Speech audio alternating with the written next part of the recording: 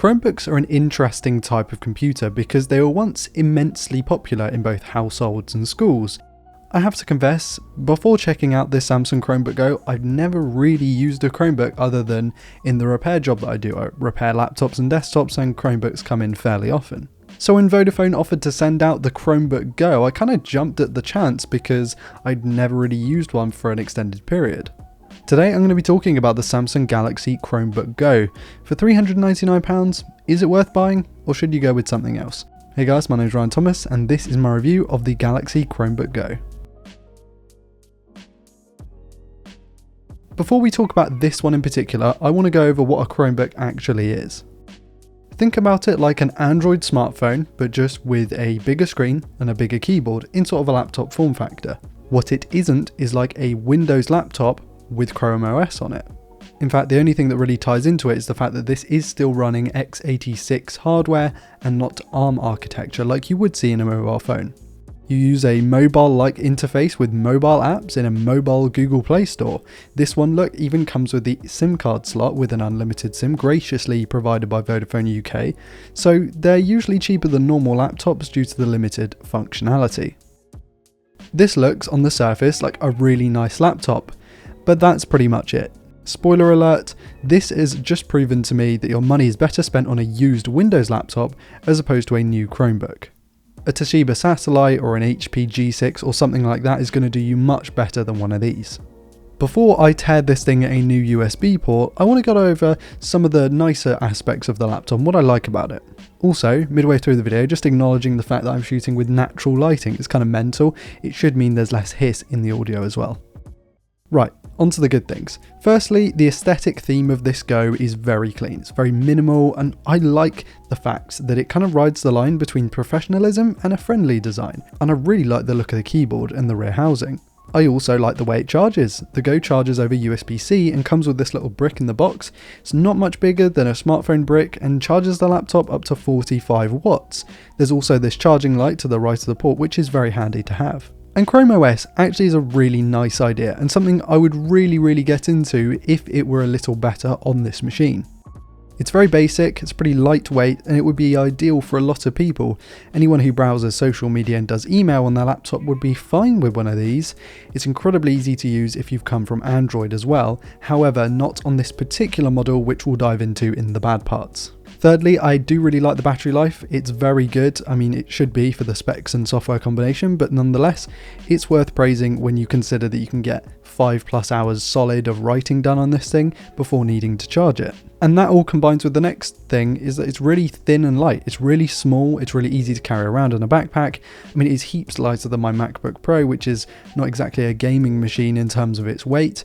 It's just a really nice, easy to carry and easy to use thing when it comes to the size and weight. You're not going to have a broken back after a day of carrying this thing around. However, this is pretty much where the positives end for me and where the negatives start. Firstly, the specs for the money are pretty meh. I mean, it comes with 4 gigs of RAM, 64 gigs of eMMC storage, and yeah, ID64 is reading it as 3 gigs of RAM, not 4, which is a little concerning, and your mobile phone is likely to be more powerful than this thing as well.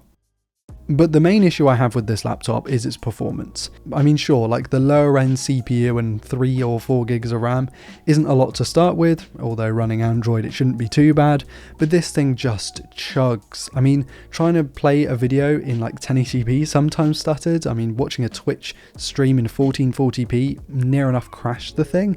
Multitasking is just slow and buggy, and it's a horrible experience. I mean, one of the worst computing experiences I've had in like the past 5 years. I was actually recently watching, and I say recently when I wrote this, the Blast CSGO finals, and I was watching it. I wanted to sort of up the resolution to 1440p 60 FPS, and the thing just slowed to a crawl. It just would, I mean, it looked like it was running about 1 FPS, maybe like half an FPS or something like that.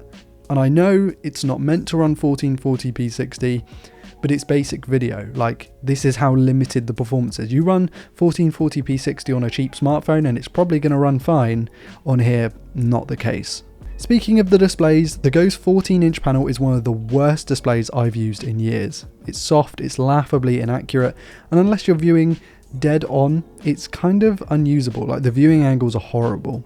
And this is made worse by a horrific trackpad. I mean, this trackpad is, I know I feel like a broken record saying this, but it's one of the worst trackpads I've used in the past 5 or 10 years. I mean, I work on laptops that are 10 years old that have better trackpads than this. And those laptops were cheaper than this when they came out. And they've been going for 10 years. I mean, really, if you're not frustrated by the performance or the bad screen, you will absolutely be infuriated by the horrible tracking on here. It's basically an external mouse is a must. The build quality is probably my final concern. I mean, sure, a sort of more flexible plastic, which Samsung is using here, is quite handy because it's less brittle. However, I do feel like even then it's going to snap and it's going to crack. It's very lightweight, which is nice, and it's something I praise Samsung for, and I do think that that's a good aspect of this device. However, the fact that it just feels so cheap, I mean, it oozes like Lidl laptop or Aldi laptop. Let me know in the comments if you get that reference. I'm sure that they have Lidl and Aldi everywhere but the US. Correct me if I'm wrong, they might have it there as well. But you kind of get the picture. I mean, it is properly cheap, but it's 399 quid. That is not cheap. Sure, the PC and the laptop space has sort of risen in terms of the prices over the past couple of years, and what with stuff going on in the world, it's probably going to get worse, but this just feels like ridiculously overpriced.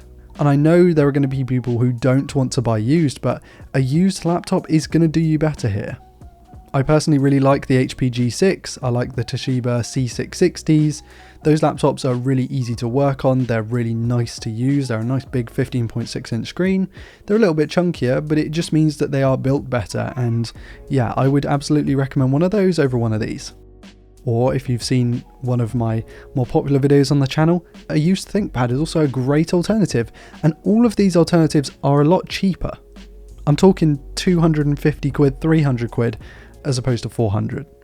Anyway, I want to thank Vodafone for graciously sending this out with unlimited data. They let me use Chrome OS, which by the way, I think is a fantastic idea. It's a little limited with what you can install, but most of the things that most people use their laptop for, it's going to be absolutely fine. It just so happened to be on a terrible laptop that I really could not recommend to anyone. And so I will leave links to alternatives and Vodafone's 5G deals in the description. I'll also leave a link to buy the Samsung, but please don't.